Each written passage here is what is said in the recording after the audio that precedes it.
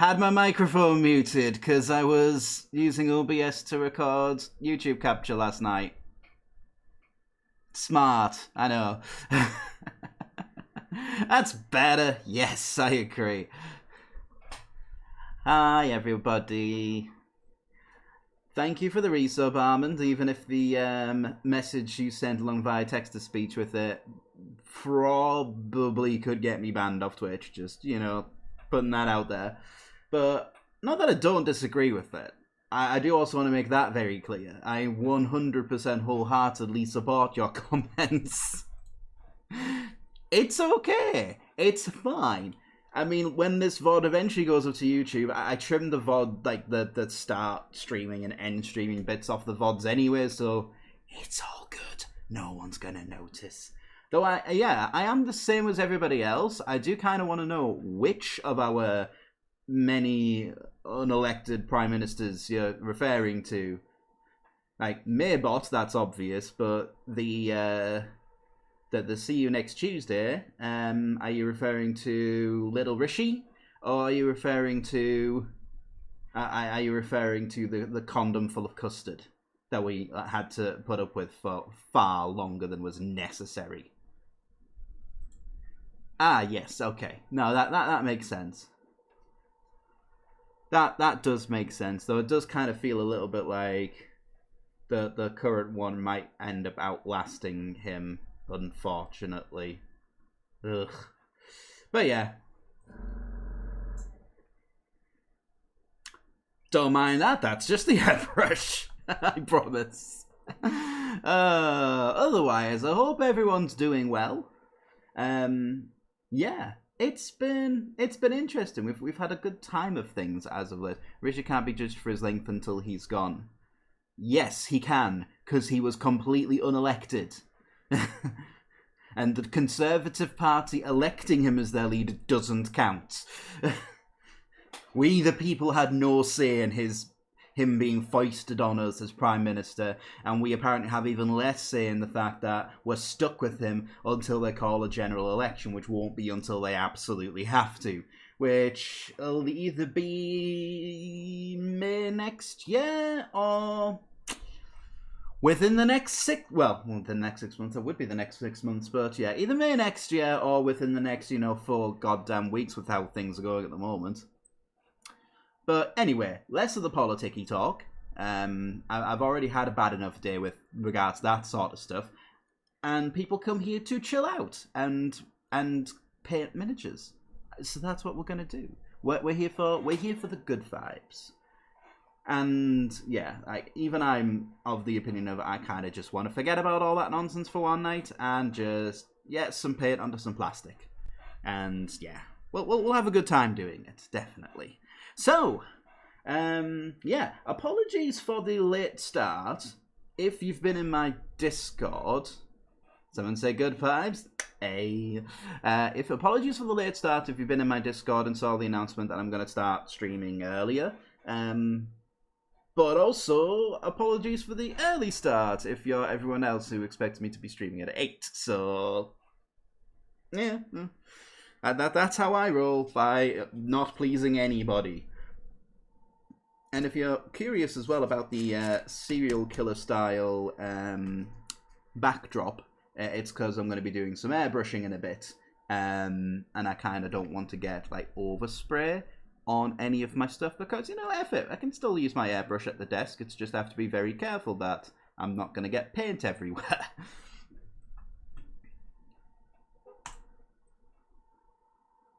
So, without further ado, and I'm sure it being overexposed to all hell doesn't help, but we have one gigantic... A stream is never late, they start precisely when they mean to. Exactly! Yes, vindication!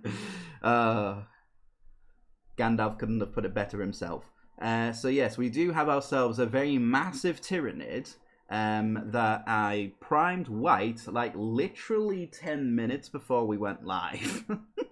I didn't think we were going to actually get to do anything with this tonight because I was thinking, oh crap, I've not primed it. I don't have time to set up the airbrush up and get it done because it would require at least 2 different types of primer just to get it white, believe it or not, with what I've got. But luckily, I managed to stumble across a leftover can of white High Court. So yes, you're not late. You're building anticipation. An hour and a half's worth of anticipation. But yes, I'm doing High Fleet Tiamat Tyranids, and the easiest way to do that is with the whole thing being white. So, with that in mind, we've got our spare UPS bag here, because I needed something to spray over the top of.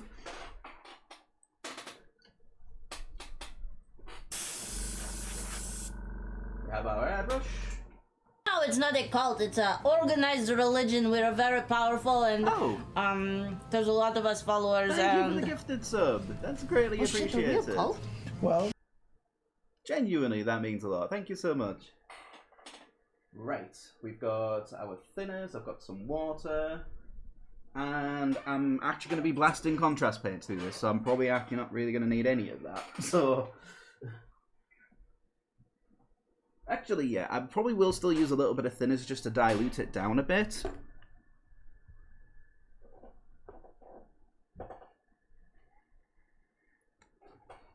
That was lucky. That was very lucky. It fell over. My arm caught it by the claws.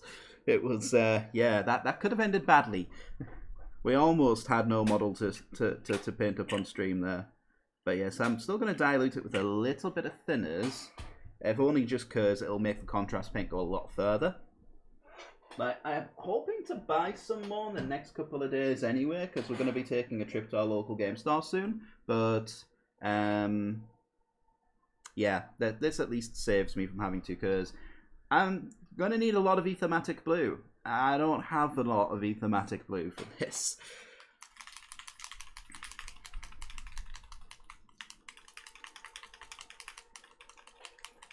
Although having said that, I suppose worst comes to the worst, I could mix up some blue inks and some green inks and some white ink, and I could probably get something like very close in approximation. But that also sounds like a hell of a lot of a faff on when I can just spray some contrast paint through an airbrush.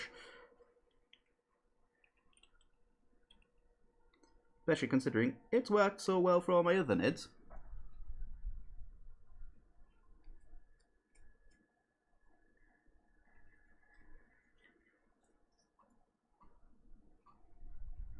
Great.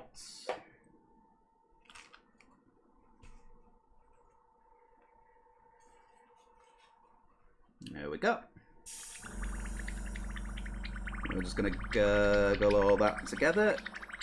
Get a bit of a backflow going so it all mixes.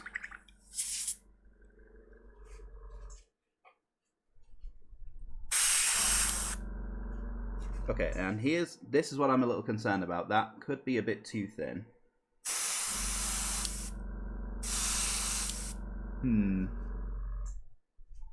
Okay, we might need some more contrast paint through that anyway then.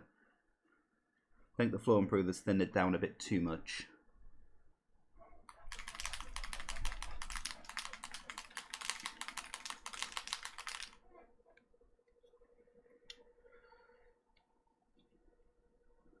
But I have also picked out the games that we're going to be playing for Stealthtember, which I'm quite excited for. So this Saturday, and possibly the rest of the month, depending how it goes, we'll be playing Sir, You Are Being Hunted, which is a very stealth-focused horror game, which I've been very curious about ever since I first heard about it, more or less when it came out, which was like 2014 sometime, so it's quite an old game by this point. And it literally sort of deals with a post-apocalyptic British landscape, so not too far off what we currently have, where robots have taken over and hunt humanity for sport. And it being set in Britain, they're all like British toffee, like toff, fox hunty robots with like deer stalkers and mustaches and shotguns and such. And yeah, it sounds fun and horrific in equal measure, and I can't wait to give it a go. Oh, that's better. That's much better. So that'll be our Saturday, almost, games going forward.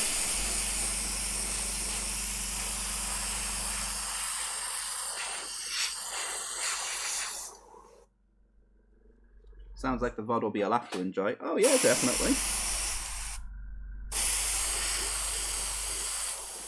I'll make sure to get it edited and stuck up on YouTube.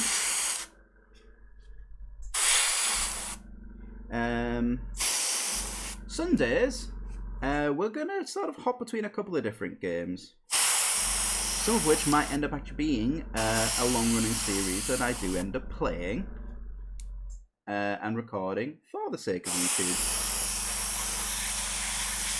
So this Sunday we're going to be playing some Deceive Inc., which is quite a fun multiplayer-focused heist game.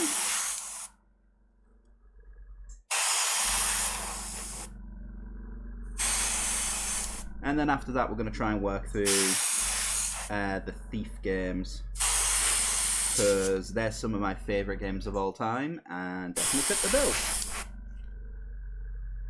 And I would argue are some of the best stealth games ever made. It kind of goes without saying. And no, we're not even going to be touching the new one. I say the new one, the one that came out like again 2014 time. No, that doesn't count. We're going proper classic 90s Thief. Can't stay to enjoy the stream. Oh, that's fine. Don't worry about it. Thank you for stopping by, and thank you for the gifted subs. That was great. That's greatly appreciated. Every little helps.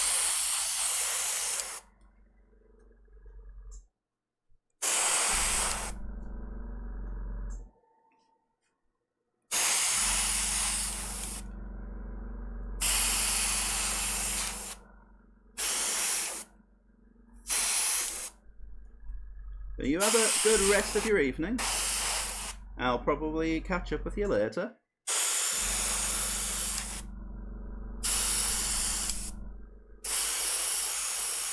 Oh, I'll also message you about Hard Space Shipbreaker, by the way. I was meant to do that last night, but I kind of got distracted and then fell asleep, so... But yeah, it turns out all I needed in order to, like, overcome some of the difficulties I was having was a computer that runs at better than 30 frames a second.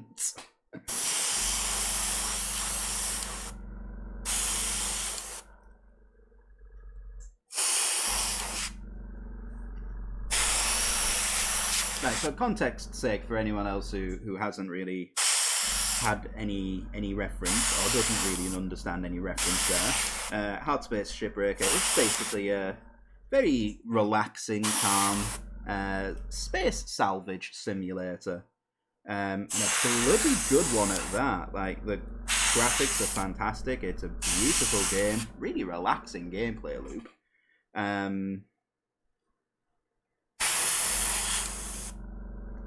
And just generally speaking, just a really, really good time. And I've been having some difficulties with some of the trickier bits of salvage, things like quasar thrusters, which are a bit of a nightmare to try and tackle, because it's kind of like everything else in the game is like really quite relaxed and calm, and then all of a sudden you kind of hit with like oh, now you have to do this thing in like seconds flat, or you burn to death or explode as the thruster explodes. And previously I was always having issues with that, of either like just burning to death or not being able to get to the fuel injector in time to turn it off and stop it from exploding. Turns out all I needed was a better computer. Problem solved, mostly. Ooh, thank you for the lurk there, Kaelref. That's greatly appreciated. Lurkers are indeed still the backbone of Twitch, regardless of what Twitch finds there.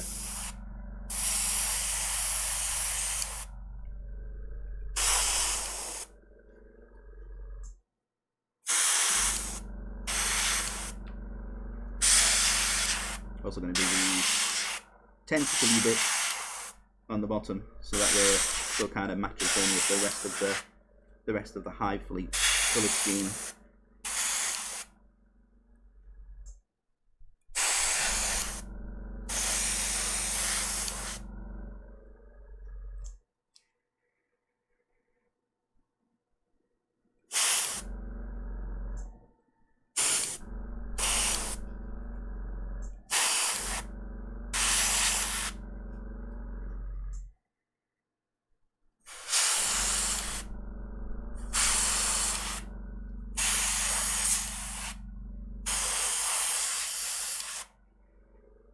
And yes, not everything on the model is going to be painted in this colour.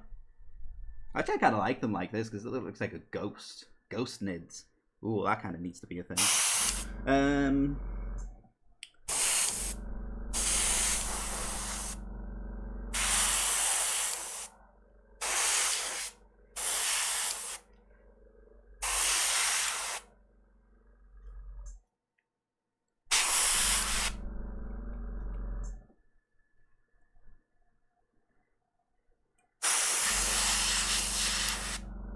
But it's just going to make life a little bit easier if I try and do it all now.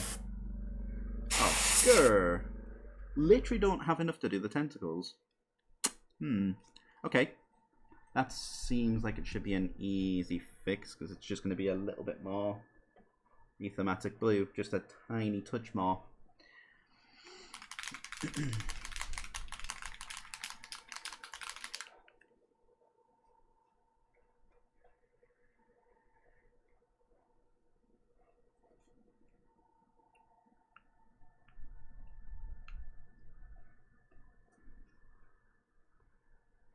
Just a couple of squirts and we won't bother diluting it.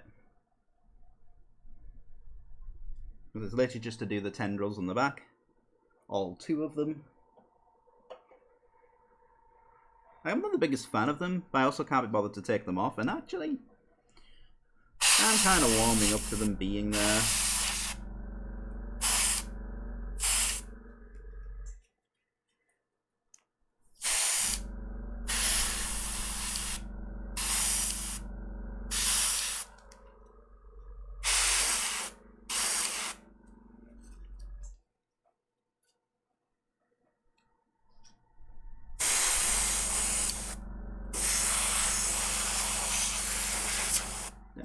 Do a little bit of an undershading as well, just sort of make the colour a bit more intense towards the underneath of the model, around the face as well. Yeah, that works quite nicely. Right, I'm going to pop that to one side, and I'm also going to clean my airbrush out, because I'm going to need to, I think. Hopefully by the time that's done, this will all be dry, but we'll see.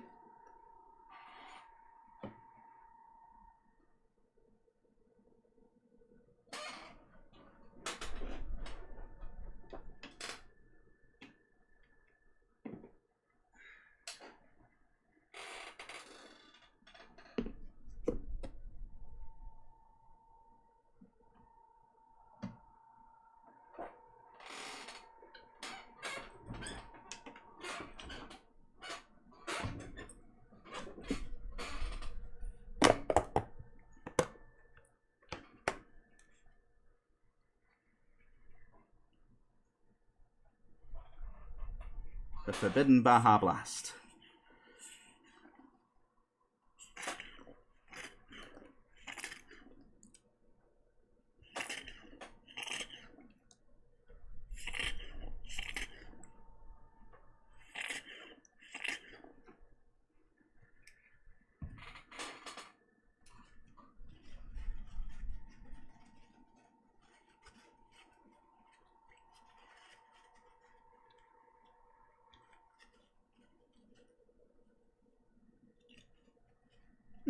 But there's any more airbrushing I can do in the meantime whilst I'm waiting for that to dry, because otherwise it's going to be a very unentertaining stream.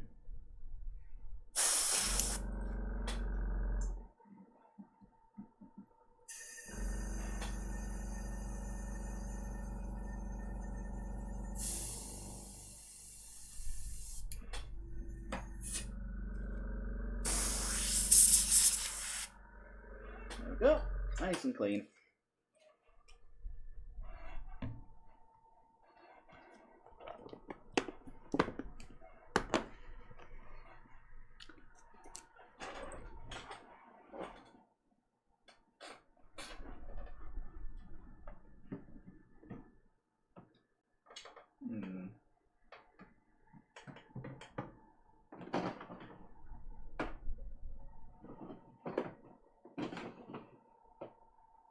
See if there's anything I can get on with that doesn't require me to prime anything.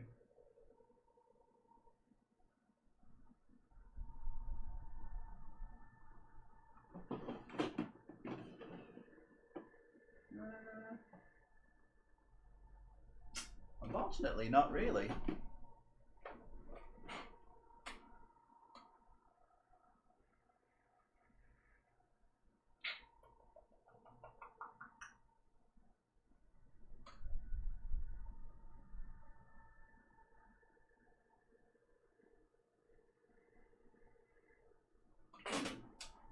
There's an idea.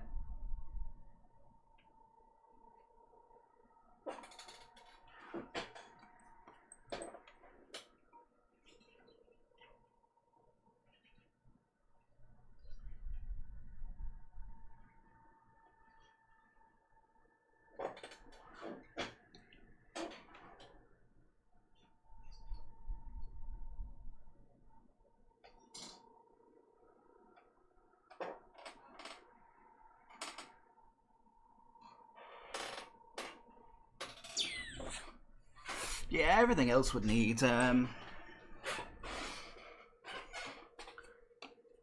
everything else would need priming, so I'm probably not going to do anything else right now with that. I don't know. Might do a bit of airbrush priming, we'll see. Otherwise, it's just going to be waiting a long ass time for that to fully dry.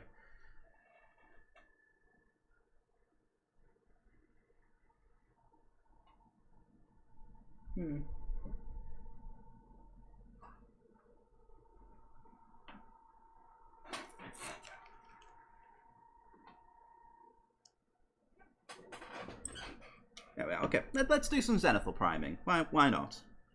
That feels like a good use of time.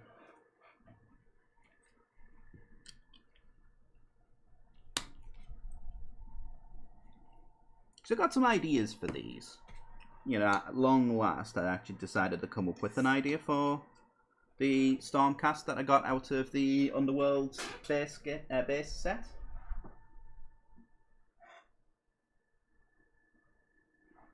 Plus, I've got some others that I can always get on with and finish priming, I guess.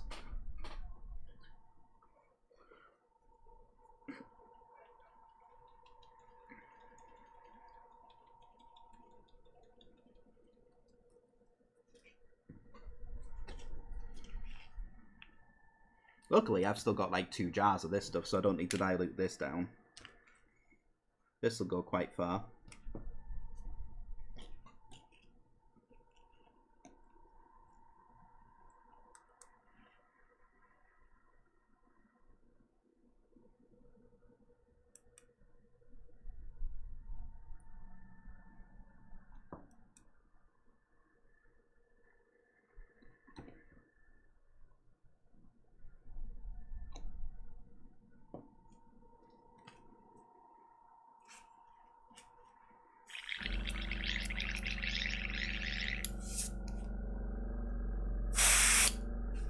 Go. Just string directly from the top.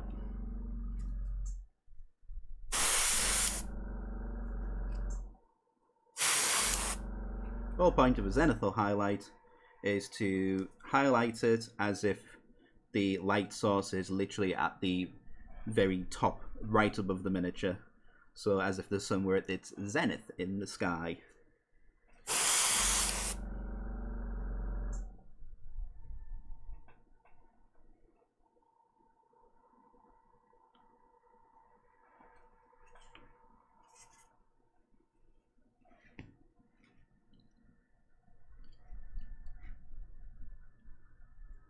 And it works as a good way to do some like pre-shading which is quite handy.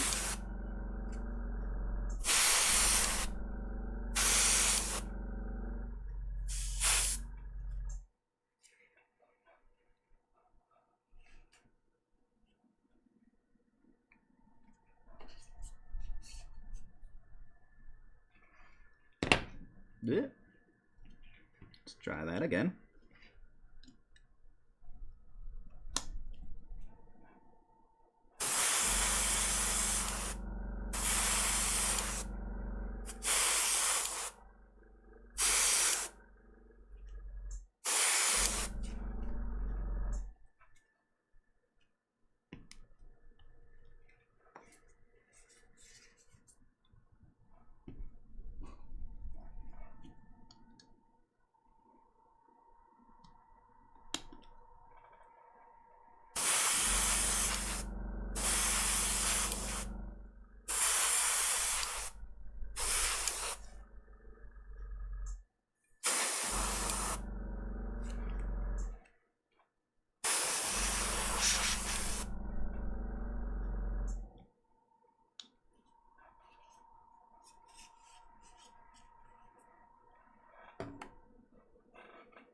There we go. Right. And now, more cleaning to do.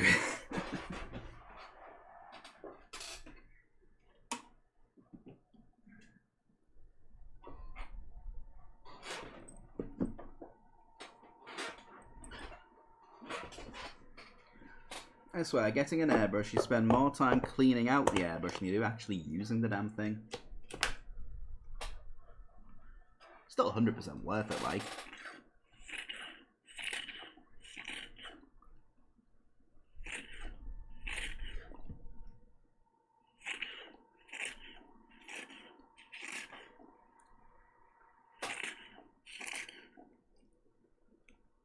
But, you know, I'd be lying if I said that that wasn't a thing.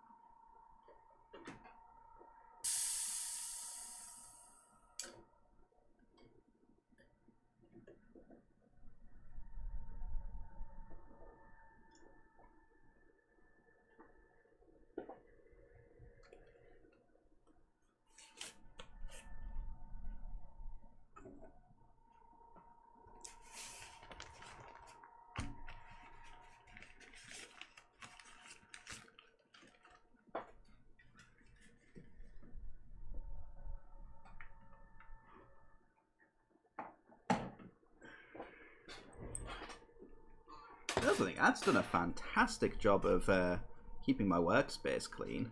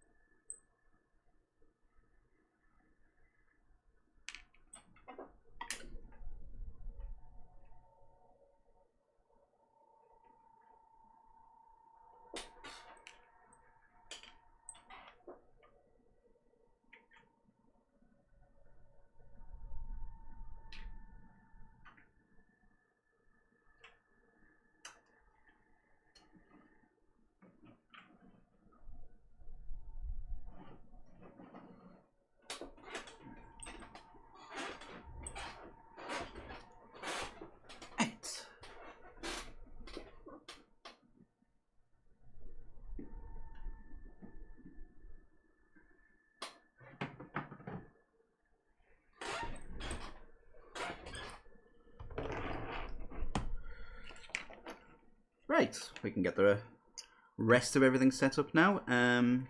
I've figured whilst I'm waiting for that lot to dry, what I can at least do, I'm missing an arm there. What I can at least do is maybe make some work on the Neurotyrant. That's it. Almost lost it there for a second.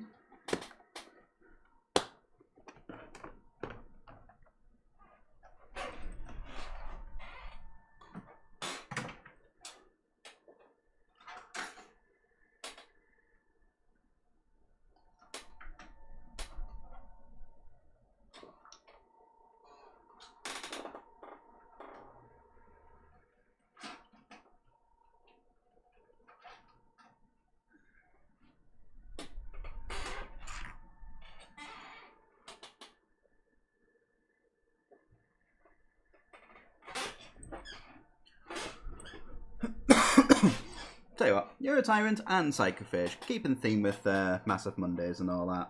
May as well.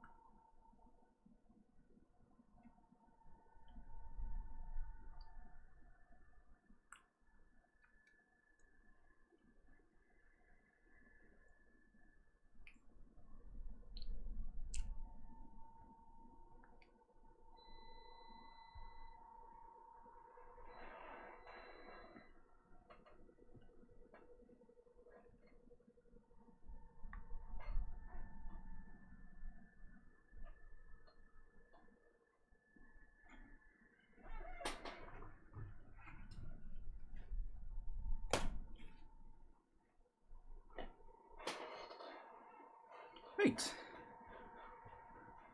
I'm sort of getting a glimpse into the sort of stuff I would normally do pre-stream, but a bit hard to do when you've set it up for airbrushing instead. But hey, here we are.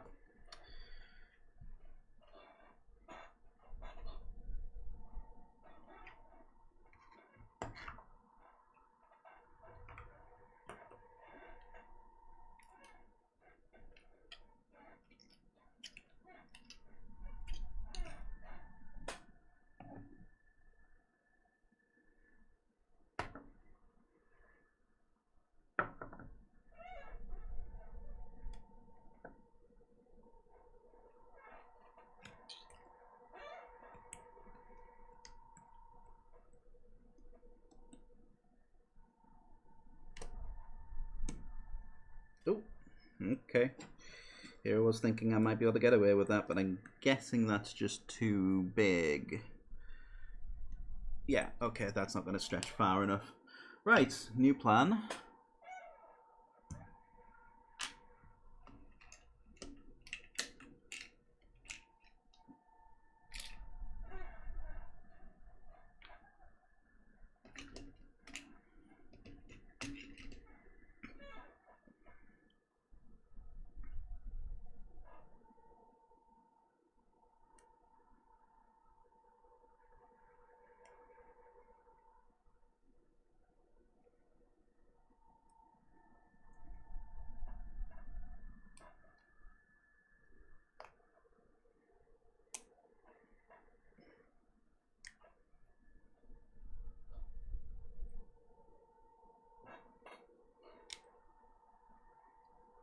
Just got to remove the old sticky pad.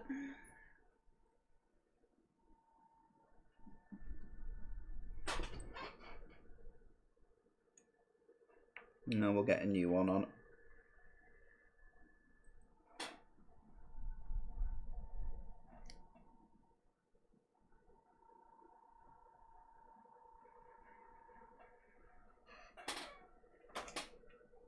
Speaking of staying hydrated, that's probably something I should do. Because it's very, very warm in here.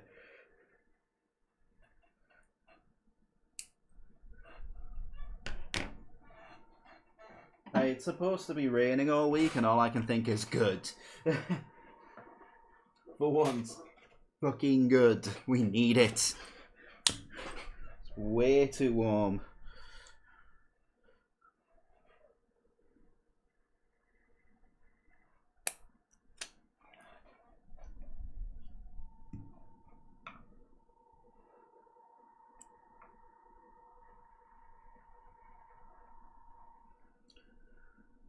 Here we go. Oh.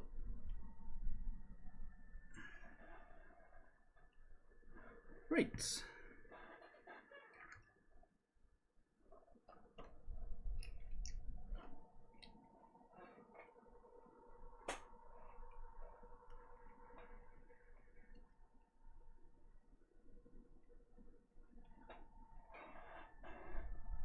Okie dokie. So we'll get some Wolf Grey.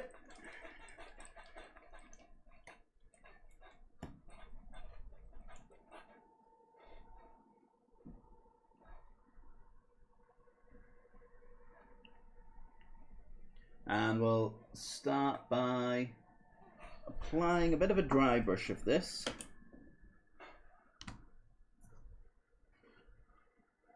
So I'm just going to get my dry brush palette. Nice big soft dry brush. Work that in.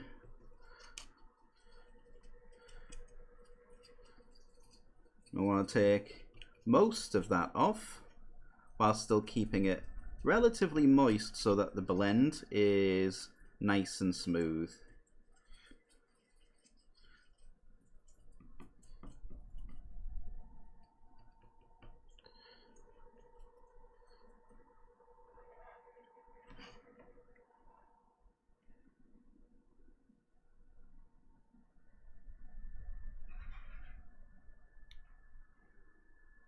And I'm trying to stick close towards like the off blues with the colours that I'm using. Hence I'm using Wolf Grey instead of just straight up white.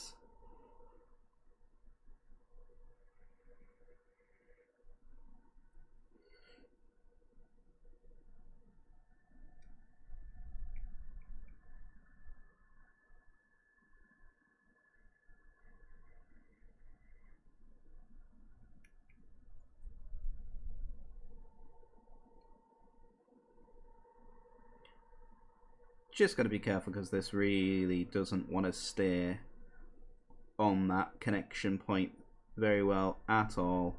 It does just kind of want to go flying off.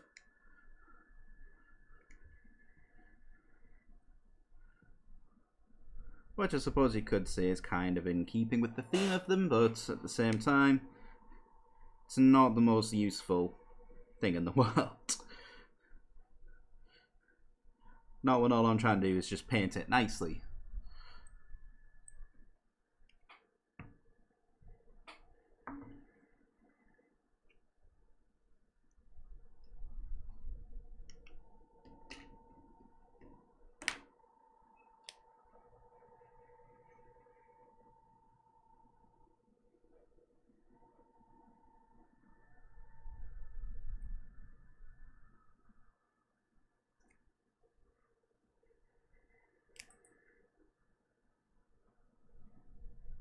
Actually, I could probably get away with just sticking these on here. Not ideal, but it works.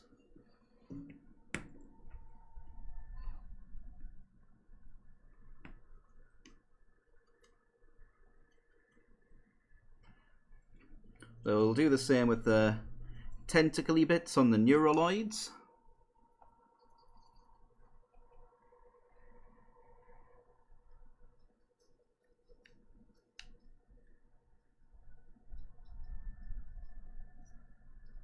Yeah, we'll just give them a quick all-over dry brush with that off-white.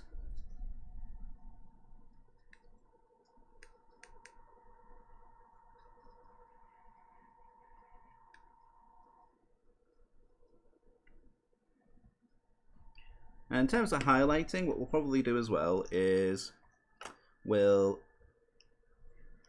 go in with some just pure wolf grey.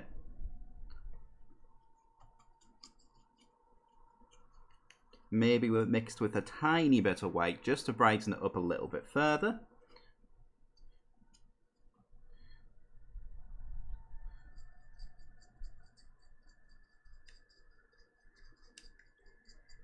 Just because this is giving a very deliberately soft, diffused kind of look to it. Which gives us a little bit of room to play around and add some sharper highlights in places as and where they're most likely going to be needed.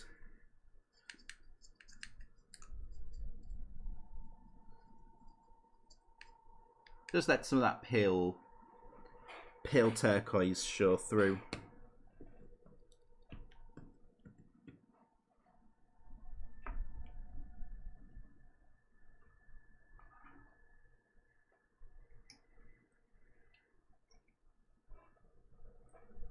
And this is effectively like a smaller scale version of the step that we're going to be taking with the Norn Emissary once it's fully dry.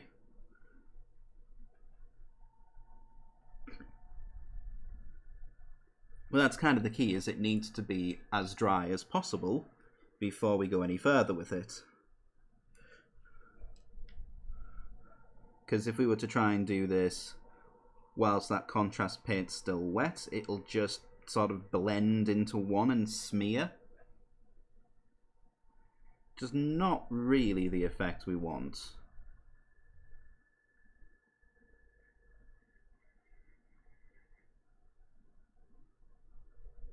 Huh. I realise I didn't actually manage to finish off that bit of the hand. Okay.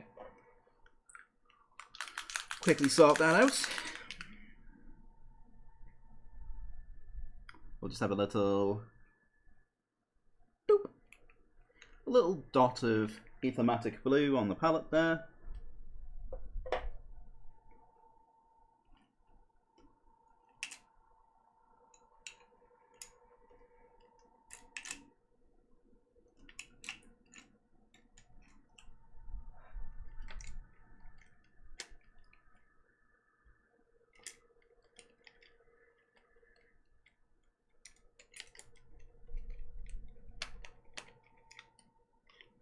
And we'll go in with just a smallish brush. Doesn't have to be massive.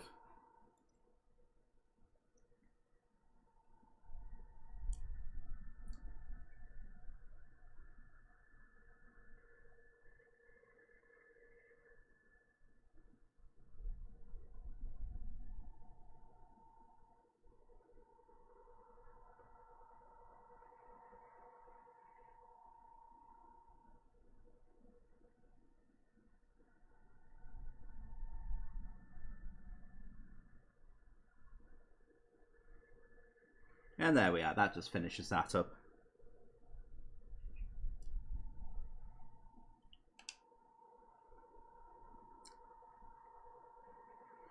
I'll stick with this brush though, because I'm probably going to use it pretty soon for highlights.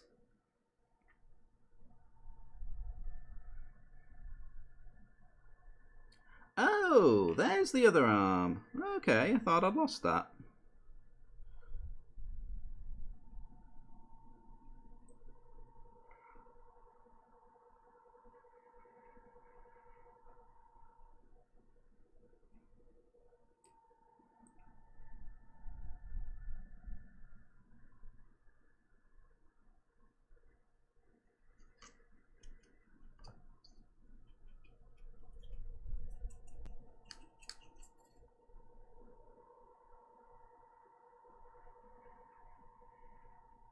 There we are. We'll do the same for the weird little parasite-y thing that clips onto its back.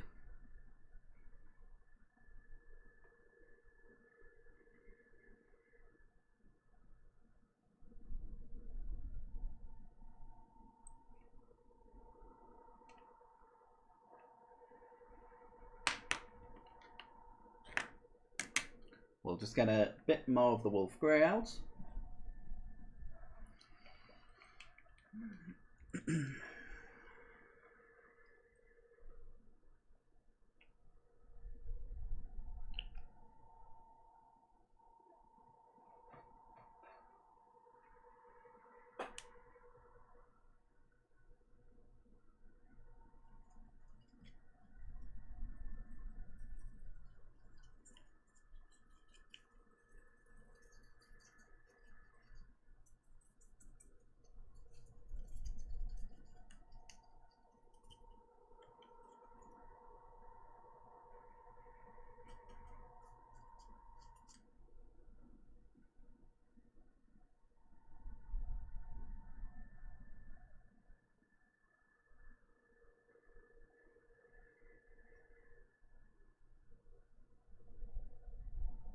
There we go. And just across those tentacles.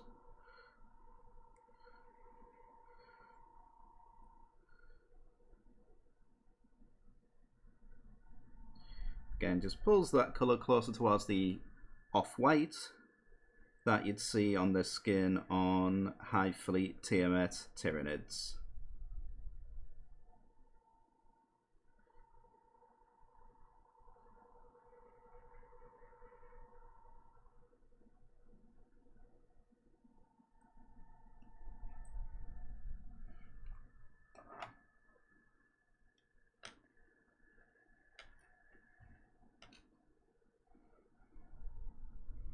Right. We'll do the same with the big ol' bug here. For our Psychophage.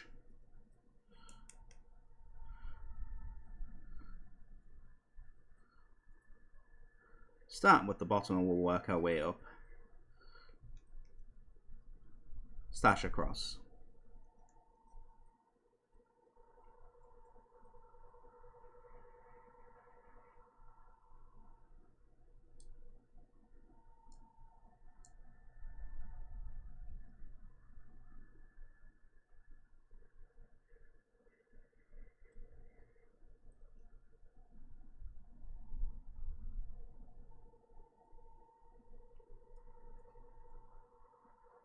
Going with a bit more. Just applying more and more paint as needed.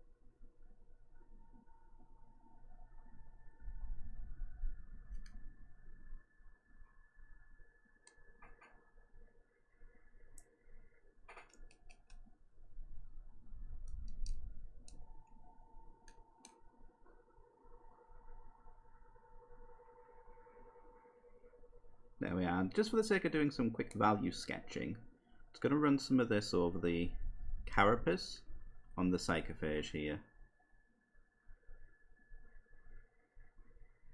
Because I know we've already kind of coloured the carapace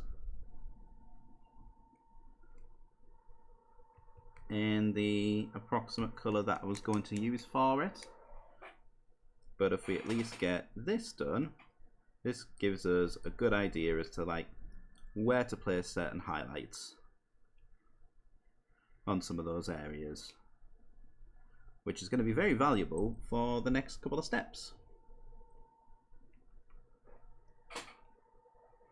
Right, and again, just to give ourselves as much time as possible for the Norn Emissary to dry, because I've just got a quick glimpse of it out the corner of my eye, and I can see it's still quite wet in the recesses. So what I'll do, after taking a quick drink break, is I'll glue all the arms onto the Neurotyrant there.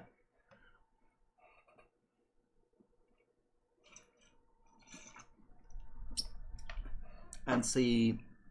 Like, I'll reevaluate after that. So.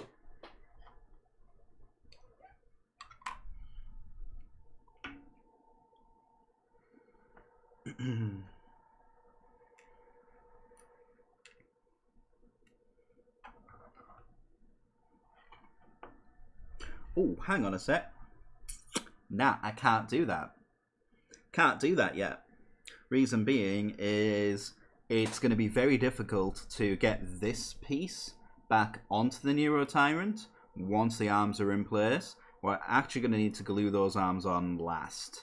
So, okay. That changes things a little bit.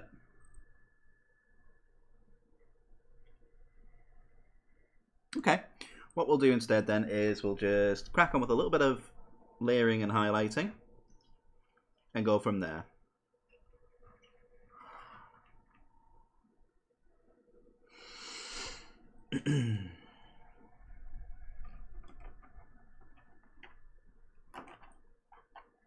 I'll pop the super glue to one side because I dare say I'll need that later. Pop this away. Yeah, actually, no, pop that again away to one side because I'll be needing that in a bit.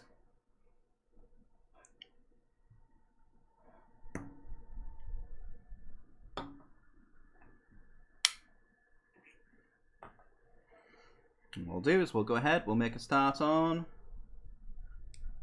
these bits. And just stick with the same brush for now.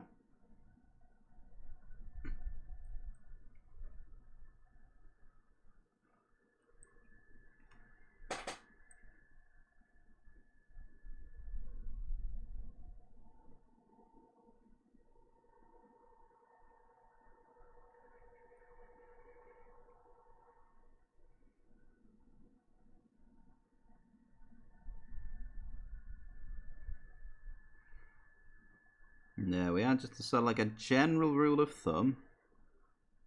Wherever your paintbrush leaves the model, that's where the paint is going to be at its brightest.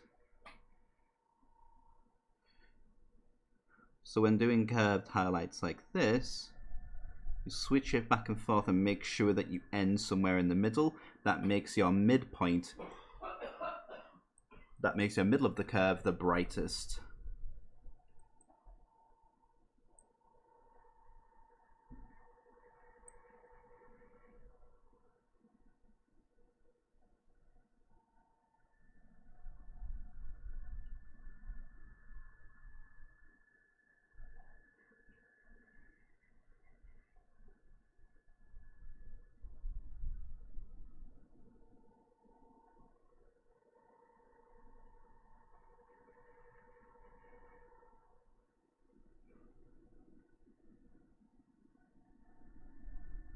We'll just do a few quick little dot highlights just along those areas.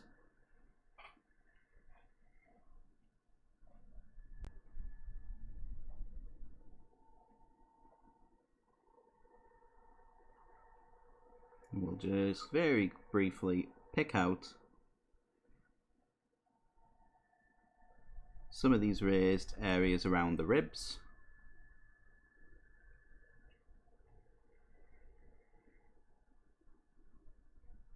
You treat this more like a highlight than anything else.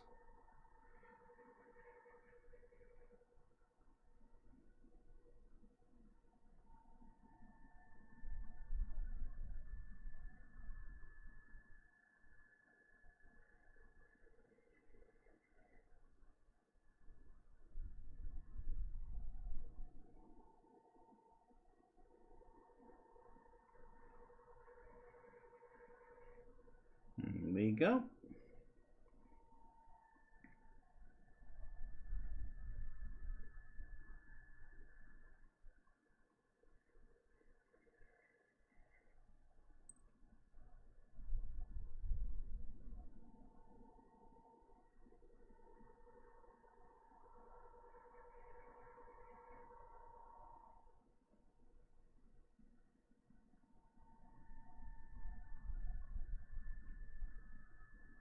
Again, just trying to be roughly careful about it, because I do still want some of these.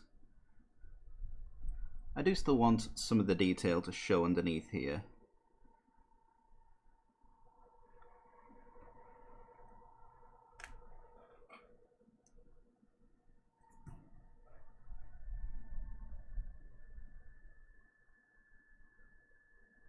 We'll just keep it nice and simple on these arms here.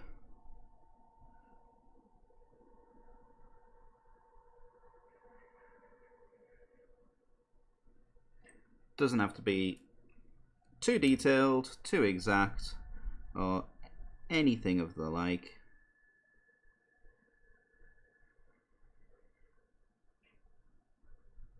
Because it's quite literally mostly just for picking out a few little details there. Right, those are going to be sort of like hunched up and close into the body that you're barely going to notice they're even there anyway.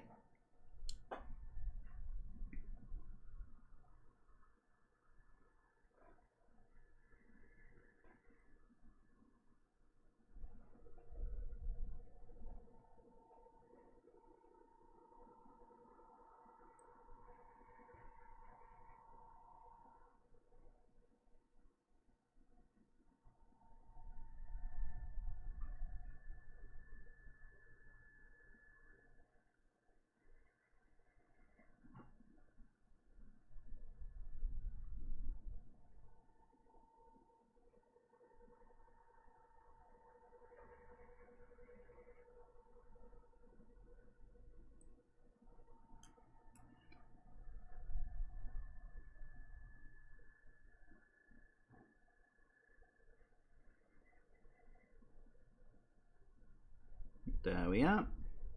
There's not a massive amount of detail on the parasite here at the back that we need to worry about, so we'll just keep that nice and simple.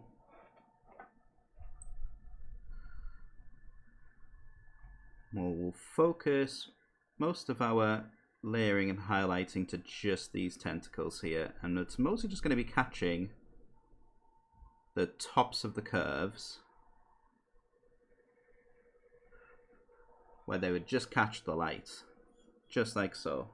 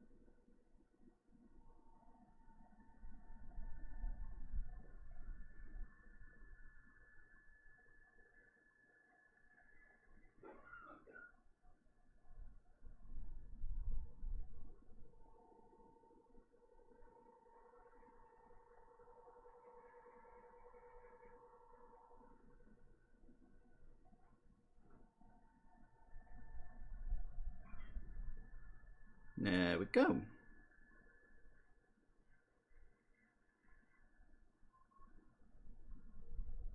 I'll start to apply a little bit of a highlight to those barbs on the tips of those tentacles there on the bottom.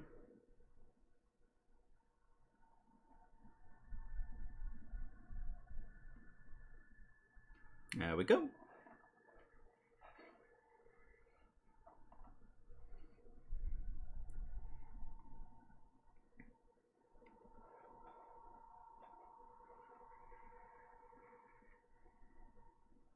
And because of the type of detail that we're just trying to pick out, we can go nice and quick with a lot of this.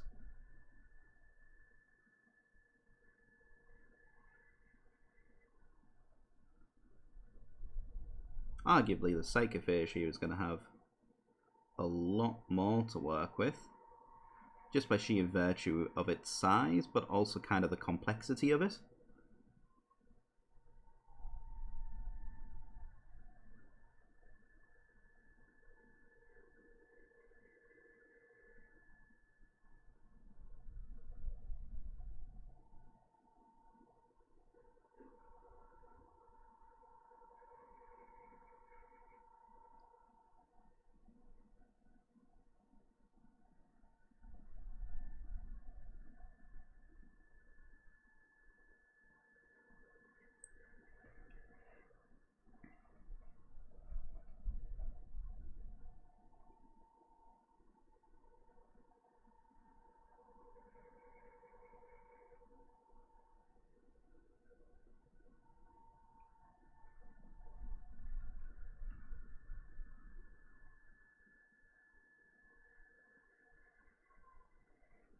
And just towards the bottom here, we'll just catch the top edges of those highlights.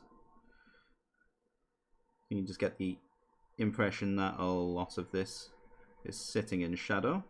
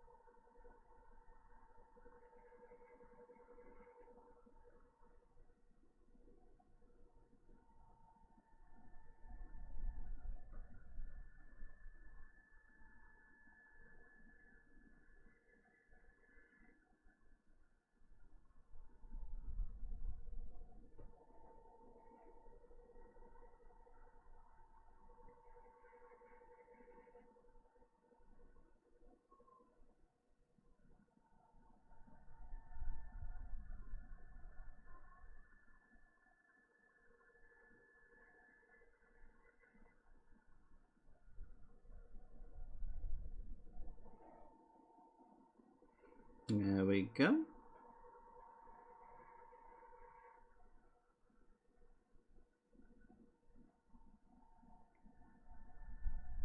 And just with these areas where there's a lot more of that flat space showing, we can dedicate a little bit more of the colour in the form of like a layer consistency to those areas.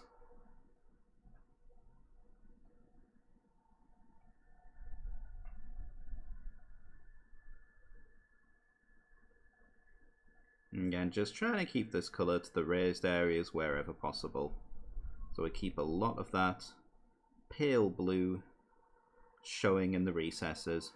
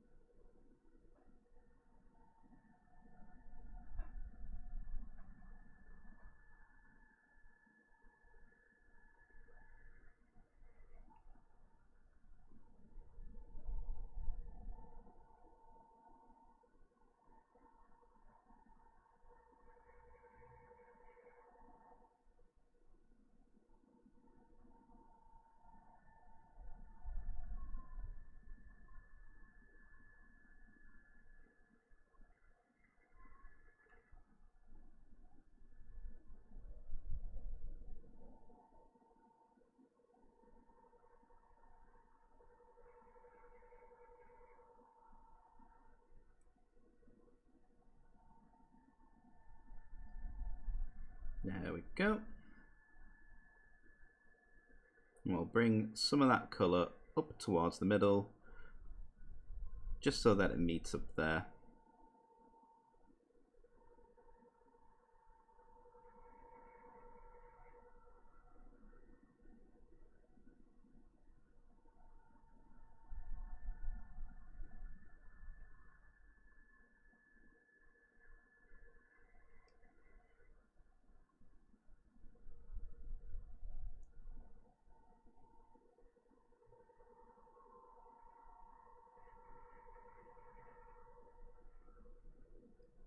There we go. And is it perfect? By no means is it perfect. But it's getting there. It's getting pretty good, I think.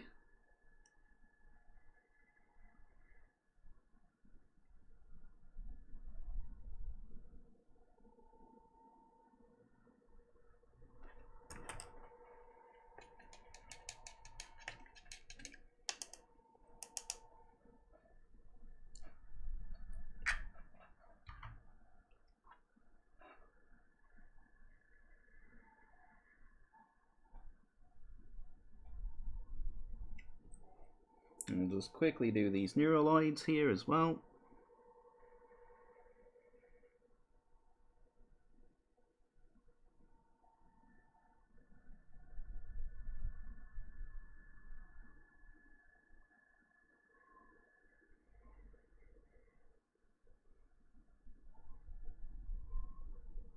Again, just using that same advice that wherever you take the paintbrush away from the model, that's where it's going to be at its brightest.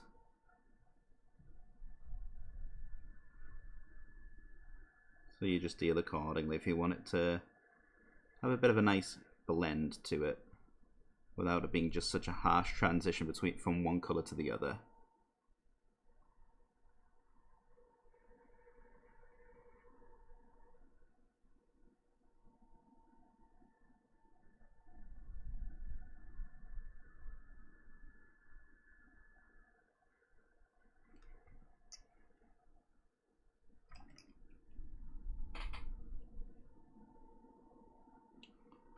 We'll do the same with the last Neuraloid.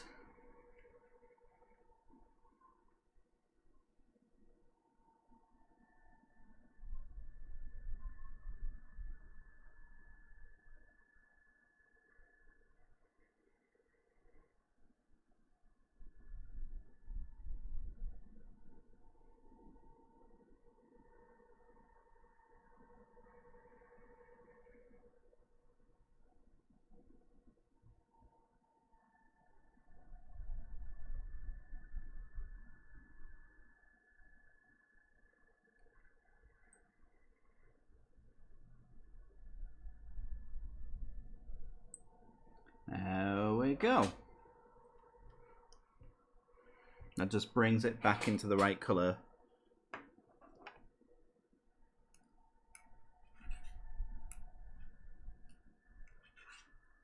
Right, with that done, we can go ahead and take another look at our big non-emissary and see if we're any closer to being able to move on with this. Short answer, maybe. Long answer, possibly needs a little bit longer still. Yeah, you can see where it's still a bit shiny, where it's pulled in some of those recesses. That means that we're going to need to give it a little bit longer for it to fully dry. That's fine. What we can do is we can work on a few spot highlights. So I'll move down to a smaller brush.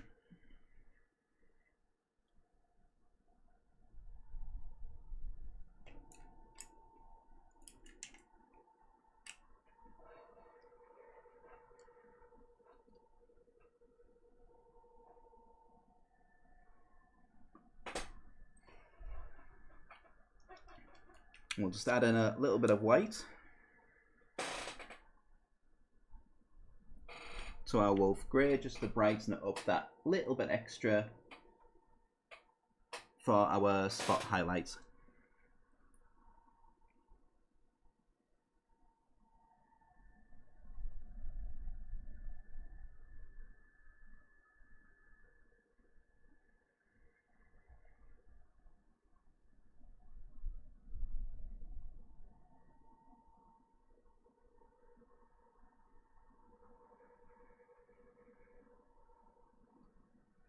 There we are, so you end up with something that's almost white, but not quite.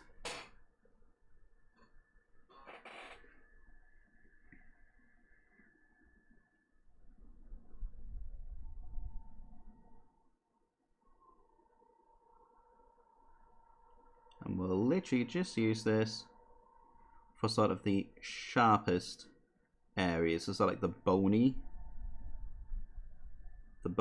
bits of like the rib cage here.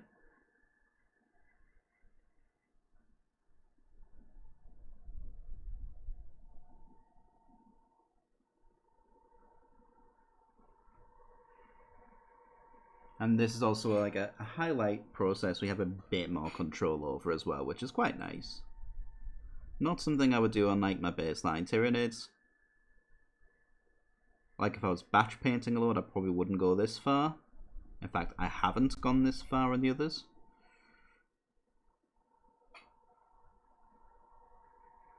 For those, I mostly just went straight to a dry brush of white. Sort of cut a lot of this middleman out.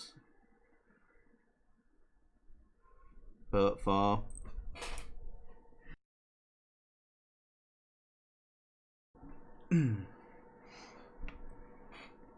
well, for the likes of your special characters or your big scary monsters, it's absolutely worth going this little extra step.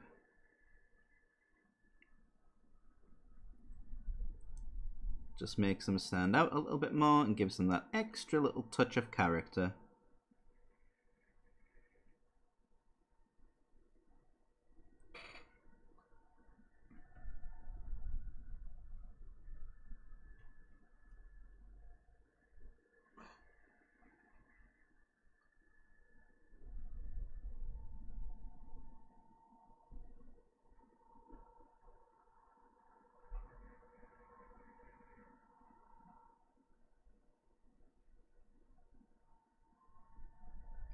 And we'll just do these little bumps and ridges down here on the tip of its tail. Or it can just, you know, fall off altogether because super glue. That's also something that can happen. Marvelous. Right, okay. Good job, I've got more super glue to hand. Tell you what, we'll finish what we're doing with this one. Because we just need to be down here towards the tip of the sort of spinal, tip of the brain stem, I guess is what that is. I don't know. I'm just a streamer, not a xenobiologist. Right, okay.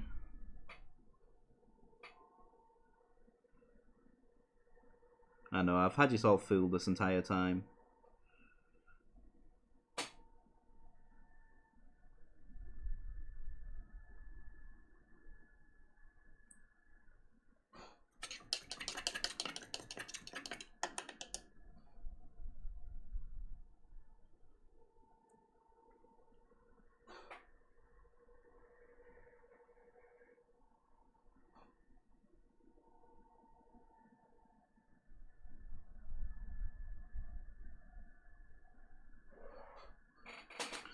Right, so yeah, I'm gonna have to glue that back into place now.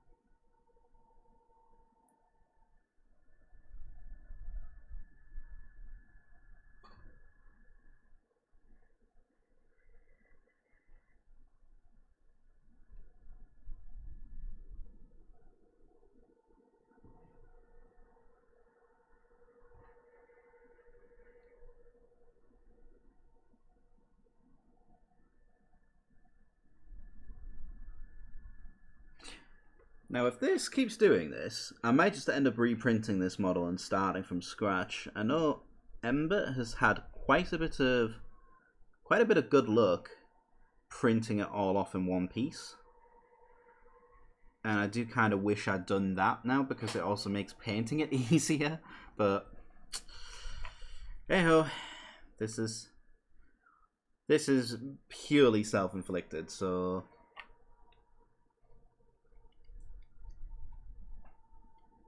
you know, I made this bed, I'm gonna lie in it, god damn it.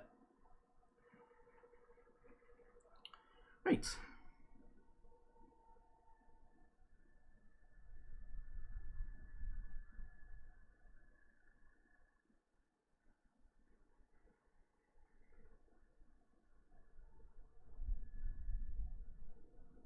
Now with these bits, again, it's just a case of approaching the sort of bumps and ridges that you see.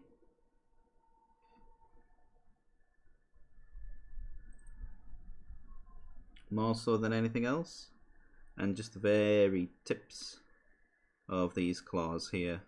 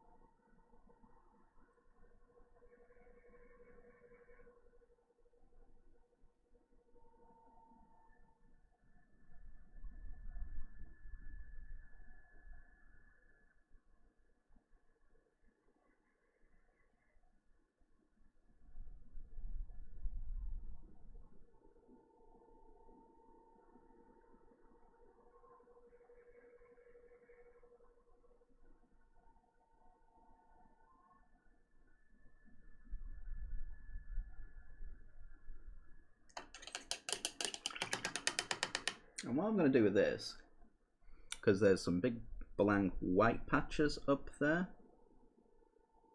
is I'm going to take a little bit of the thematic blue with this nice thin brush. And we're just going to work it in to these sort of spaces in between the segments here. Just helps tie it in with everything else without having to worry about coating that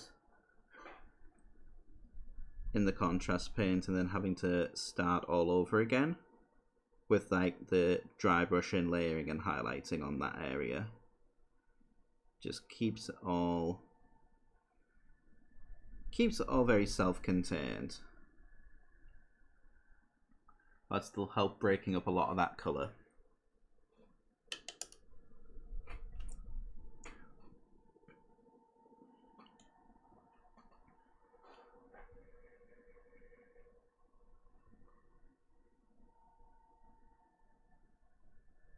I did say I wasn't going to worry too much.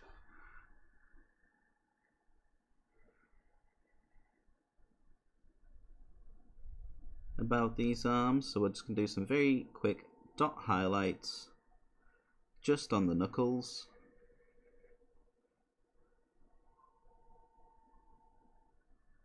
More than anything else.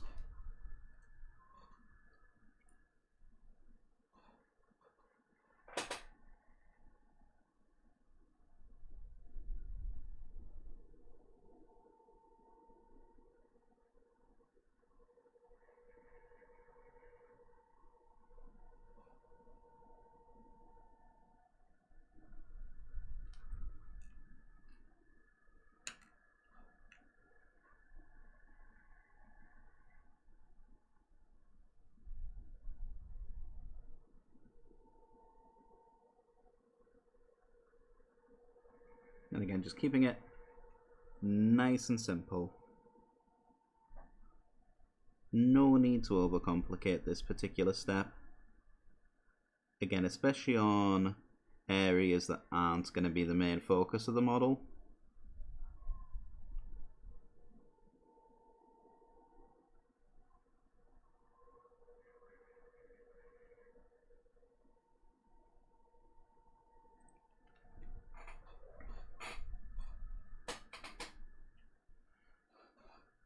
And I know there's a lot of people who say, oh, if you want something to be like the focal point of your model, you should pick either like the face or anything that they're holding in their hand.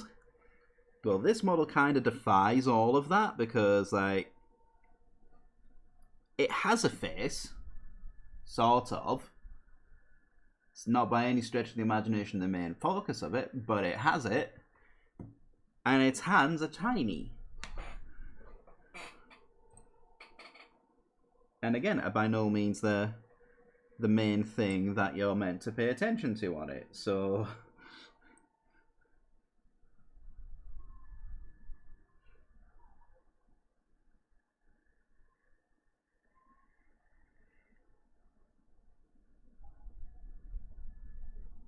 all that means is that you just kind of have to improvise a little bit, do something different, find a different point to focus on, and make that the main feature of the model.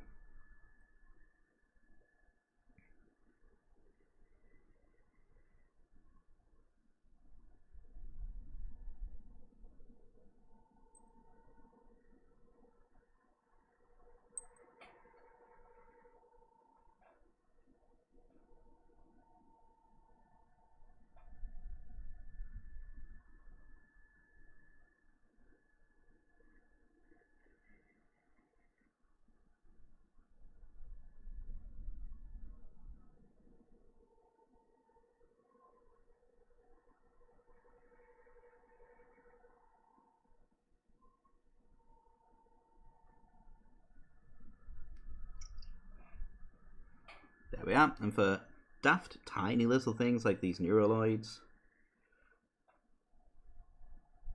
we don't want to put a lot of focus or attention onto these bits specifically.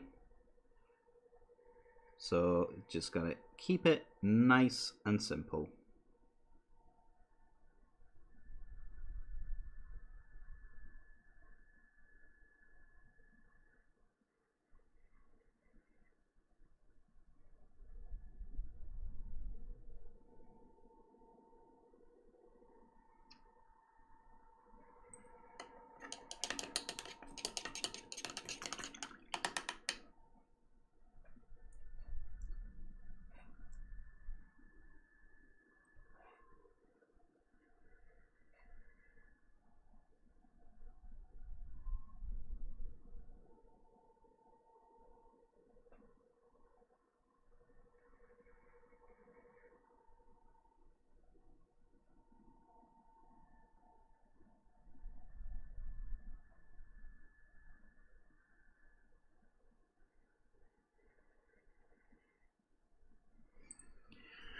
There we go, right.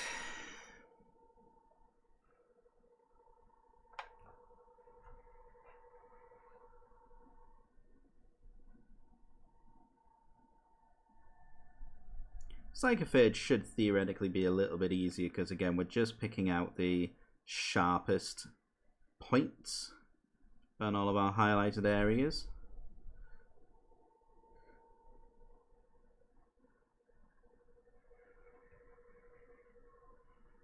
So once again, we don't really need to worry a massive amount about exactly how we're doing this.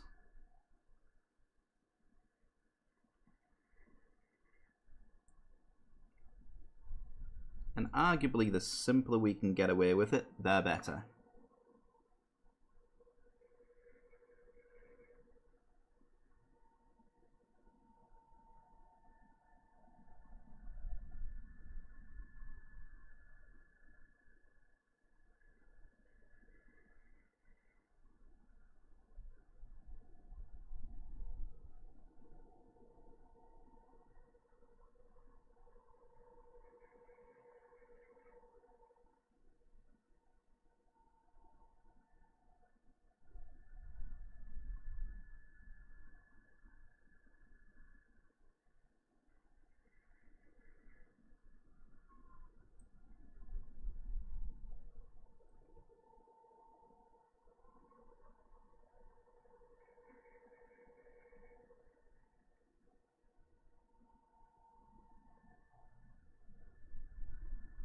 also do his little teeths. And these nodules on the tentacles here as well.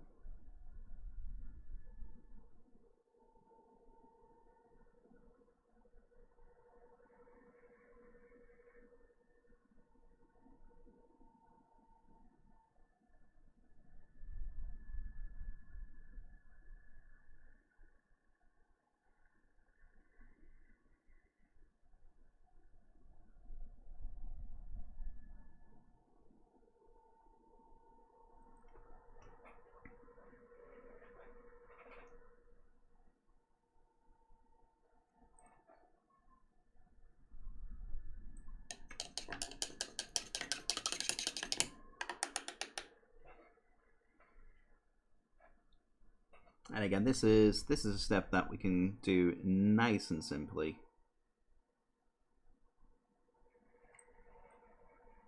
Because we're only focusing on those little pinpoint highlights. It may seem like it would take forever, but because you're being very discerning about which bits you need to worry about, it goes by very quickly.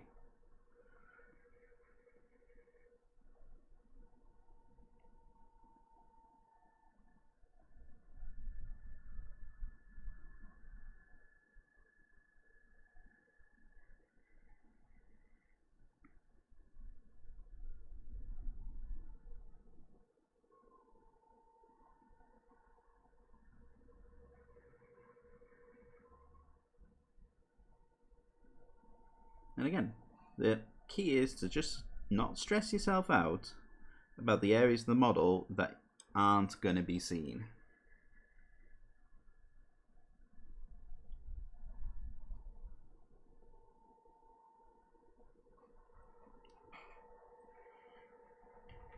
Right.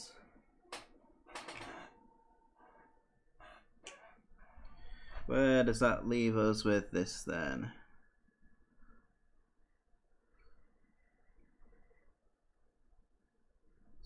Still a bit wet.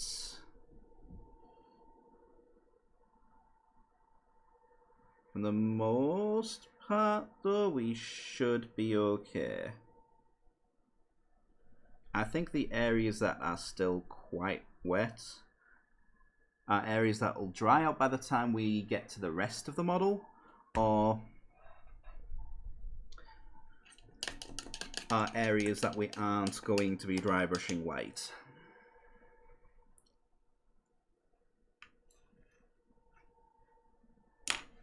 Just clean this up a bit.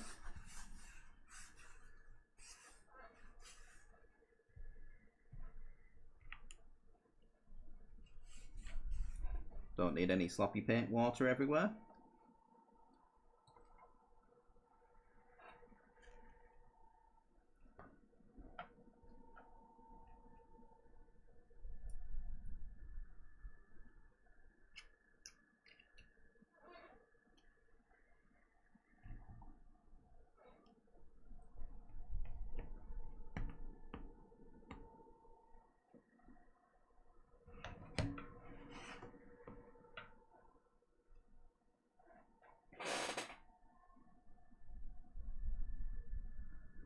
There we go. We'll load up the dry brush again with the Wolf Grey.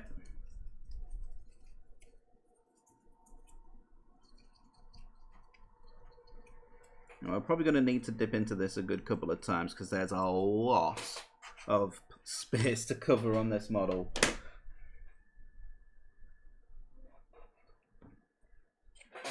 Right, and in we go.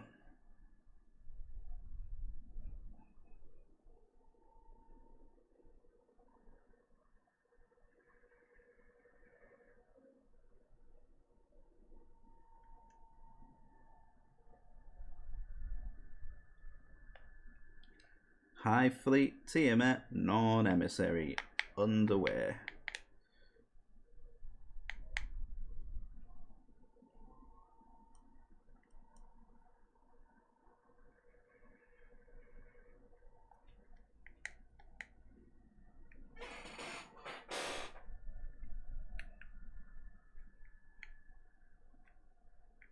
I'm very curious as to why this Hive Fleet specifically.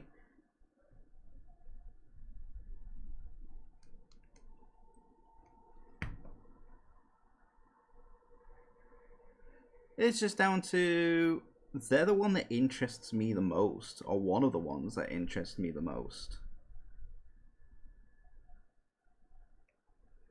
Like, yeah, there's a couple that really stand out to me, lore-wise. Color scheme-wise, Hive Fleet Hydra, any day of the week. But they're just not that interesting. Admittedly, they're one of the few Tyranids, in fact, the only Tyranid Hive Fleet that cannibalizes other Tyranids. Like, yeah, each Hive Fleet will eventually, once all the planets are stripped down of biomass, the Tyranids will sort of like, the Tyranids of a Hive Fleet will willingly sort of like throw themselves into the pools of biomass to be digested. And then reborn as newer, scarier Tyranids. But for the most part, if like one Hive Fleet interacts with another, they don't really tend to... They kind of just tend to leave each other alone. Hive Fleet Hydra, they don't. No, they'll eat it. They're in the way. They're also biomass. They get eaten. It's as simple as it is to them. And that's kind of cool, don't get me wrong. There's like one of the new Hive Fleets as well that have came out specifically for this edition that I absolutely love the color scheme for. It's like a blue and black kind of thing. Like blue, black, and purple, but not quite the same as Hive Fleet Hydra. They're quite appealing. I like those, but we know almost nothing about them. And I don't even think there's been any information updated in the new codex about them either. They're just an alternate color scheme for Tyranids.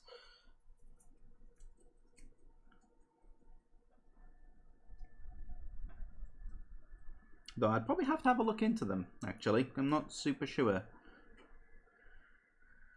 Like, the other option is a Hive Fleet that we know about, but we don't know what they actually look like.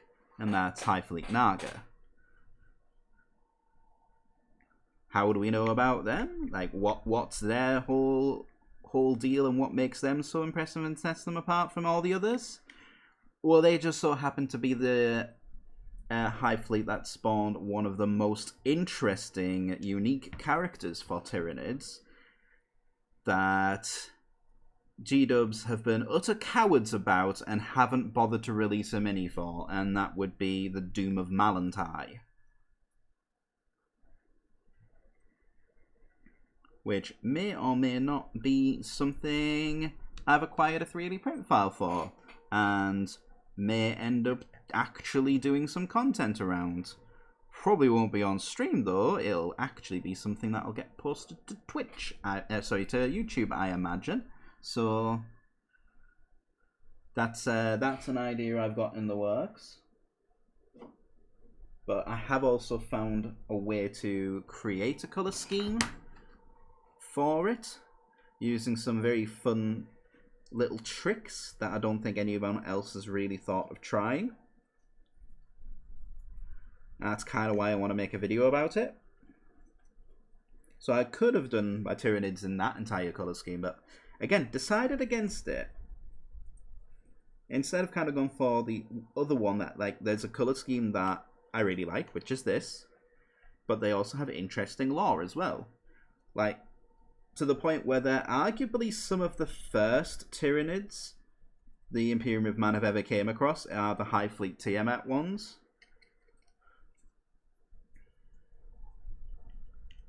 But not only that,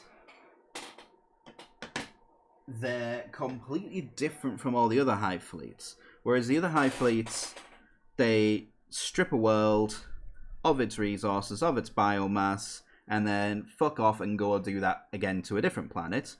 Hive Fleet Tiamat don't. And more to the point, haven't. Like, they came to one system of planets, stripped it of its biomass, and then started terraforming it. And now there's an entire part of the planet that's basically just a Tyranid colony and has been for the best part of about 10,000 years. Like, the Imperium doesn't know too much about them because they eat anything that comes near them. Or near this, like, little corner of space that they've just claimed as theirs. And what we do know is apparently they've coated the surface in some kind of encephalatic material, which effectively means that they've turned the surface into a giant brain. And it's sort of theorized that they're doing so to sort of create a beacon to attract other hive fleets into the galaxy. And if that's the case, that's fucking cool. But if it's not, then that's kind of like left up to your imagination as to what the heck are they doing to this planet, and more to the point, why? And the only other thing I can think of is kind of like a Dead Space 3 Brother Moon situation where they're trying to turn the whole planet into like a big vessel for the hive mind, which is would be very fitting for 40k and is kind of awesome. Like, somehow that feels less ridiculous and stupid than that being the case in Dead Space turning out to be. Don't know why, it just always felt a little kind of like, oh, so that's where it's all going in Dead Space. And it's just like, that feels like kind of like a jumping the shark kind of moment, whereas for some reason it'd just be very fitting in 40k, because everything's so over the top and ridiculous anyway.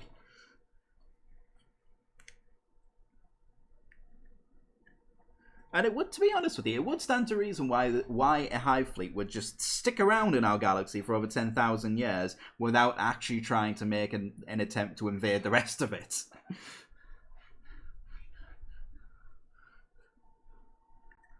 You know, if this is what the bigger grand scheme sort of goal that the hive mind has for this one little splinter of itself, then I can get behind that. That's kind of fitting. It kind of makes sense.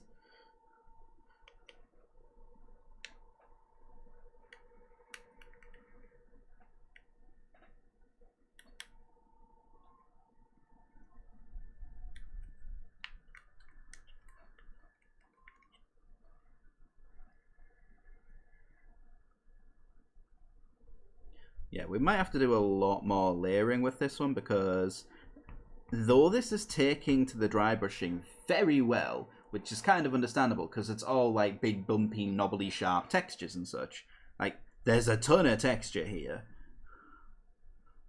and it's working really, really well at picking up everything that's coming off the dry brush. But the problem is I'm having to use a lot of paint for it.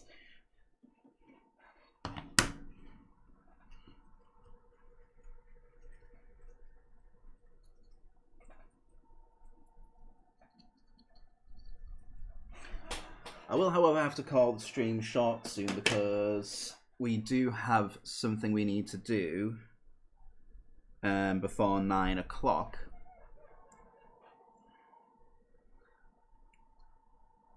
Which is part of the reason why I wanted to finish at 8. It's fine, sorted. Alright, so are you sure? Okay. Only if you're sure.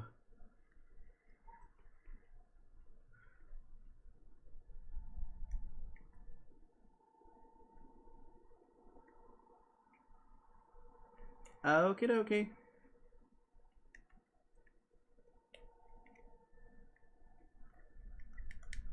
Well, more to the point, I'm hungry, so I am going to have to stop at some point just so I can go get some food. Keep painting. I mean, I feel like I'm hitting like a good natural stopping point anyway. So we'll get this dry brushing finished, and then we'll save the rest for next time, because it's gonna be a lot. There's gonna be a lot of layering and highlighting to do on this model.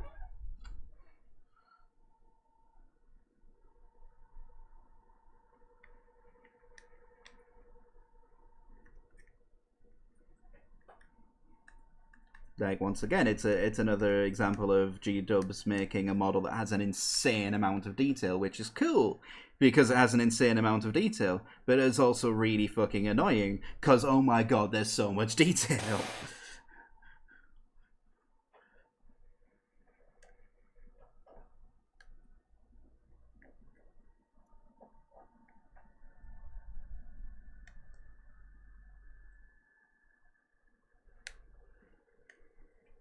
A lot of people who aren't really as familiar with the hobby, who see my stuff outside of like IRL and in streams and outside of the streams and things, like always go like, oh, you put so much detail, you put so much effort into the details.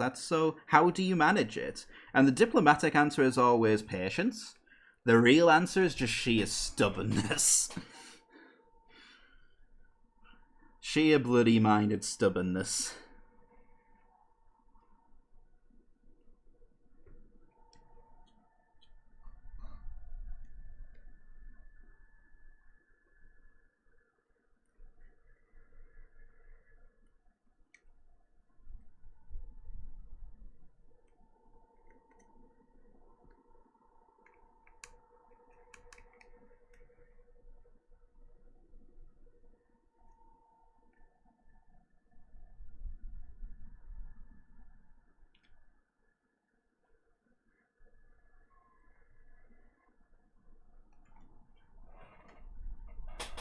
We're definitely getting somewhere with it.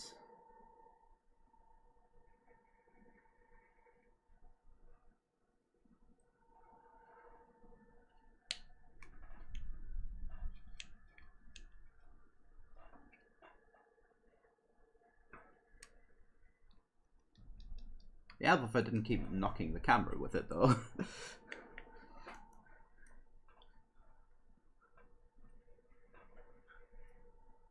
That's the thing. This may not necessarily be like a tall model, but it is goddamn wide. And it's mostly the pose that's doing it as well.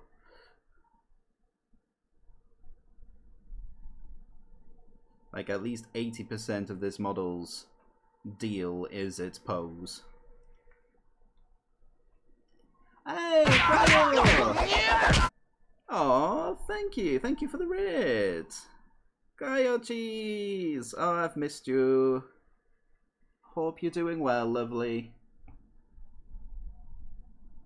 How is it going? What did you get up to? What have you been painting?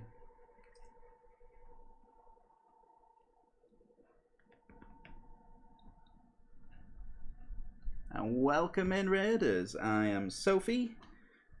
It's a Monday, and on Mondays we paint massive miniatures. Bigatures, as they've been called in the past. Oh, thank you.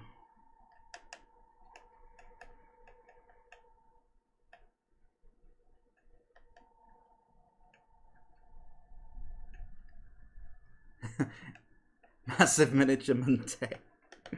I mean, we just shortened it to Massive Mondays, but yeah, it's been a thing ever since I started streaming, to be honest with you. It's like kind of one of the most consistent things I do on my channel.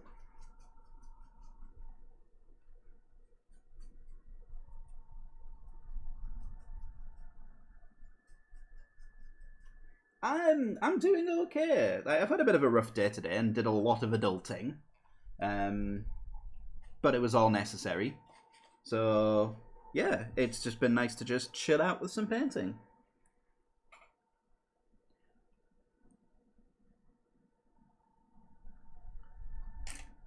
Right. I will say this much, you timed it beautifully, because I'm about to stop and probably raid someone myself now, so we'll share the love on, but yeah, we've got quite a bit done. Doesn't look like we did much with this, but mostly because we were waiting for it to dry. But we have managed to start work on some smaller nids, and also a not so small nid, so we're getting there. Yeah, all aboard the raid train. Oh, thank you. I appreciate it. I'm going to move that somewhere where it's hopefully not going to fall off the desk and shatter into 1,000 pieces.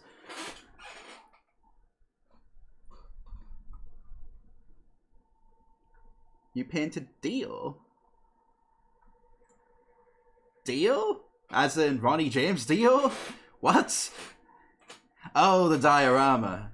I was going to say, that was actually somewhat... I just somehow got my hopes up there for a second. Oh, but that's awesome, though. I can't wait to see pictures of it when they go up on your Instagram. Definitely. Speaking of pictures, it's going to be Whip Wednesday again. 4 p.m, I do believe, is the time for it this week. So if you've got anything that you're working on, please chuck it into my Discord, and we'll show it all off on stream middle of the week. Just that extra little bit of encouragement to get us over the hump. Right, let's see who is actually live.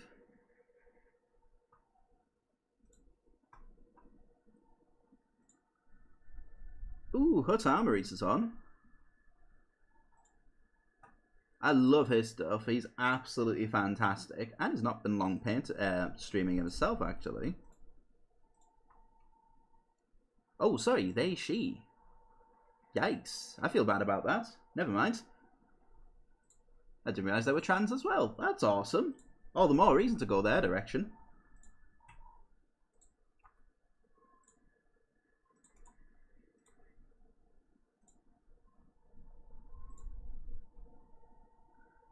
Bye! Yes, I will see you all next time. I'll be back on Wednesday, 4 p.m. BST. I'll see you all then. Bye!